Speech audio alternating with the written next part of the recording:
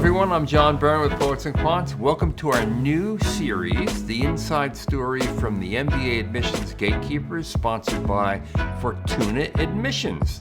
Today we're going to talk about how to get into MIT Sloan, one of the M7 schools, and frankly, one of the most highly selective MBA programs in the world. So with us today is Patty Robertson, a director of Fortuna Admissions. Hi, Patty. Hi, great to meet you and nice to see you, John. Now, you have MIT DNA. Tell us why. Well, I'm a super fan, I would say.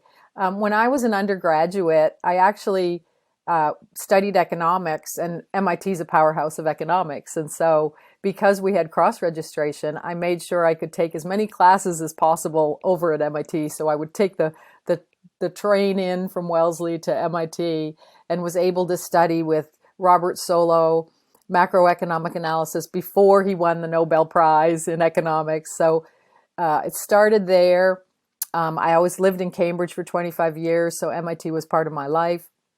I had a startup out of the MIT Media Lab as a company doing digital things back in the beginning of the internet, and then went back to MIT to work at Sloan and the LGA program in admissions, and also worked at MFin. Oh, wow. And worked in executive ed, both at the professional ed for the engineering schools and also with Sloan for some major corporations, building custom programs for leadership development. So I've had the good fortune of being able to be around lots of really smart people and exciting new ideas. That is kind of the culture of MIT. Now, Patty, what are the 5 key things that candidates should know about applying to the MBA program at MIT Sloan? MIT Sloan is an integral part of MIT itself.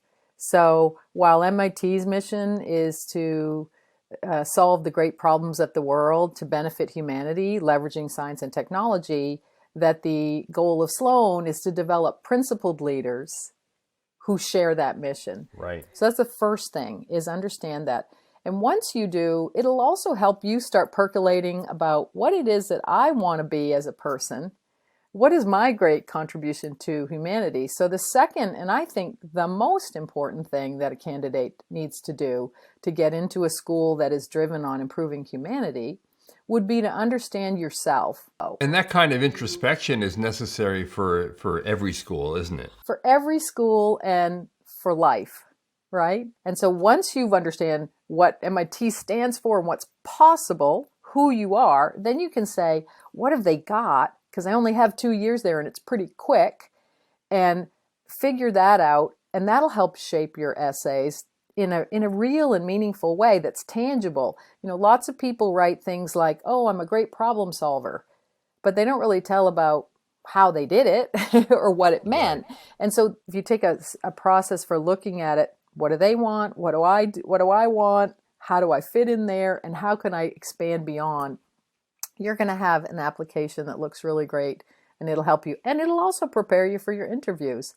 So the interview basically just helps you tie up the bow, where someone looks at your application and they say, here's a gap, this seems to be missing. And so the probes that you'll get on these interviews are going to be directly related to the gaps that they see in the written word, or even in your video recommendations. So, and in recent years, Sloan has really streamlined its application process for the MBA. It's very different than a lot of other schools, right? It is. A few things that they have maintained is, number one, the cover letter, and a lot of schools don't ask for a cover letter, right?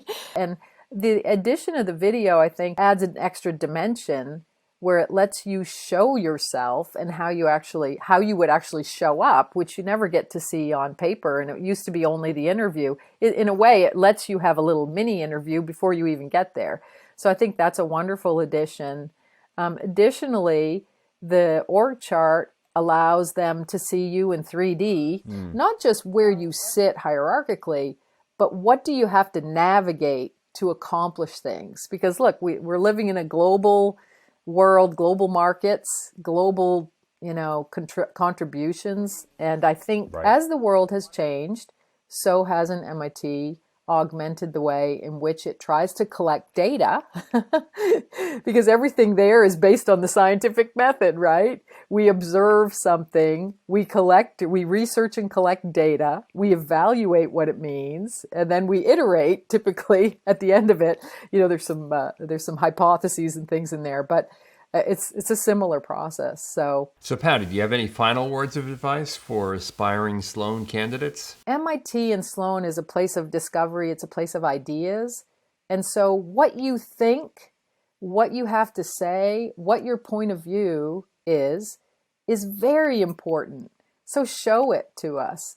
And show us, don't tell us you're a problem solver. Show us an example of how you did something, and we will deduce that problem solving was part of it, or team building was part of it.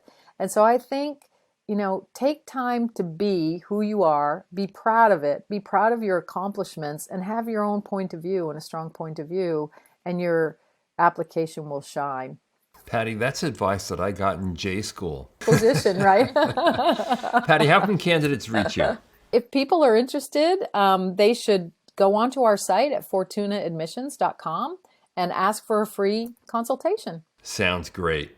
Patty, it's been a true pleasure. Yes, that's Patty thank Robertson, you so much. a director at Fortuna Admissions. And thanks to all of you watching. This is John Byrne with Poets and Quants. You've been watching the inside story from the MBA Admission Gatekeepers, sponsored by Fortuna Admissions. In this episode, we explored how to get into MIT Sloan. In future episodes, we'll take on every elite school in the world. So watch out for them.